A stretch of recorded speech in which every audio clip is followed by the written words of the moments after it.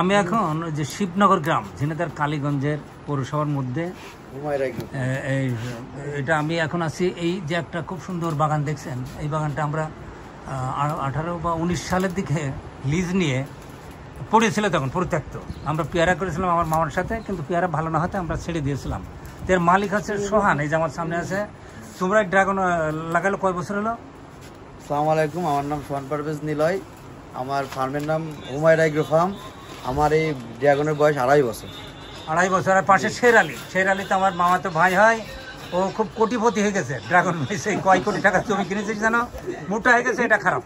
মোটা হলে কিন্তু স্বাস্থ্য না মোটা হবে না। আচ্ছা, কয় কোটি টাকা জানো জমি বেচেছিস, কিনেছিস? আমাকে একবার বলেছিলি। ওটা কিনলাম 2.5 কোটি টাকা, আর এবারে 1.76 লাখ টাকা কিনে থাকা। মানে সবই ড্রাগনের টাকা।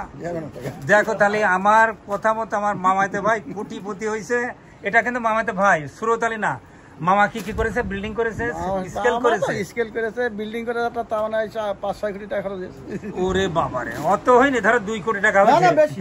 হ্যাঁ বেশি। লোন নেছে? মিস্ত্রি নিয়ে আছে 1.20 লাখ মিস্ত্রি বিল। তাই লোন নেছে? না লোন নেই। দেখো তা আমি কিন্তু এখন আমি এত ফসল এনেছি, যেমন আমি বলি অ্যাভোকাডো আছে, লঙ্গান আছে, পোমেলো আছে, ভ্যানিলা আছে, যার 1 একরে যে কত আয় হবে। এবং সবচেয়ে বড় কথা হচ্ছে ভ্যানিলার দাম তো 15-20 হাজার।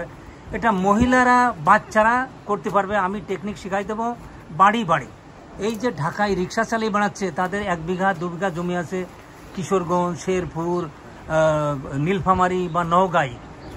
আমার কাছে এমন আম আছে অসময়ে 1 কেজি ওজন হবে।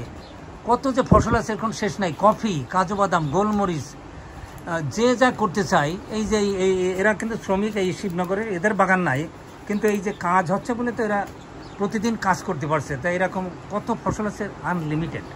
দেখেন এদের কিন্তু আমরা শেখাইনি, এরা অন্যের দেখা থেকে নিজেরাই শিখে ফেলেছে। আমি তো এখন ড্রাগনের কথা বলেও না। তো এখন আমি বলি avocado, longan, pomelo, vanilla, coffee, কাজু বাদাম, গোলমরিচ, ম্যাকাডেমিয়া নাট আমাদের দেশে, সারা দেশে যত উঁচু জমি আছে সব জায়গায় হবে। এবং এক্সপোর্টের জন্য আমরা স্পেশালি হেল্প করব যারা এই সমস্ত করতে চাই। তো সবাইকে ধন্যবাদ। সবাই এই সমস্ত করতে আগে আসুন। আমরা আন্তরিকভাবে সবাইকে হেল্প করতে চাই।